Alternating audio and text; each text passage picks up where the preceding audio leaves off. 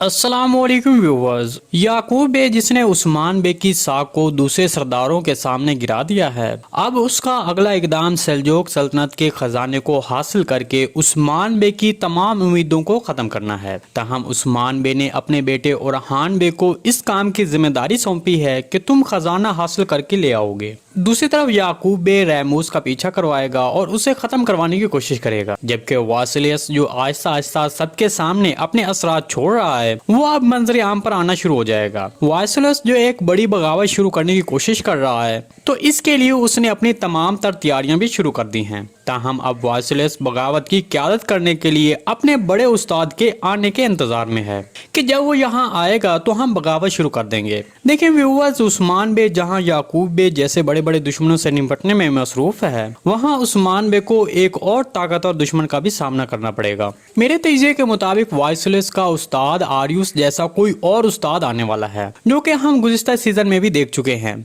मुझे लगता है कि जो अब उस्ताद आएगा वो आरियुस से भी बड़ा उस्ताद होगा, जबकि वासिलियस उसके शागिर्दों में से एक होगा। देखिए सीजन के आगाज में तो यही इशारा दिया गया था कि वासिलियस बुरसा तैकफूर है, लेकिन लगता है कि शायद अब उनका इरादा बदल गया है और बुरसा तैकफूर के लिए कोई और किरदार सामने आ सकता है। वासिलियस के बारे में जहां तक मुझे लगता है कि ये इस बड़े उस्ताद का बेहतरीन खुफिया जासूस है जो उसने इस इलाके में तकवीज़ किया है। मेरे तजज़िये के मुताबिक बड़े उस्ताद के आने के बाद बुरसा इजनिक के तैकफूर भी सीरीज में मंजर-ए-आम पर आ जाएंगे। आने वाली किस के हवाले से आपको कोई भी सवाल पूछना है तो कमेंट सेक्शन में पूछ सकते हैं, हम आने वाली वीडियो में आपके उस सवाल को शामिल कर लेंगे। आज की वीडियो बजने तक थी, उम्मीद है आपको पसंद आई होगी। अगर हमारी वीडियो आप तक बर वक्त नहीं पहुंच रही तो हमारे चैनल को सब्सक्राइब कर लें और बेल आइकन लाजिम प्रेस कर लें ताकि हर आने वाली नई वीडियो की नोटिफिकेशन आप तक बर वक्त पहुंचता रहे। वीडियो अच्छी लगी तो इसको लाइक शेयर कर दें। मिलते हैं किसी नई वीडियो के साथ, तब तक के लिए अल्लाह हाफिज।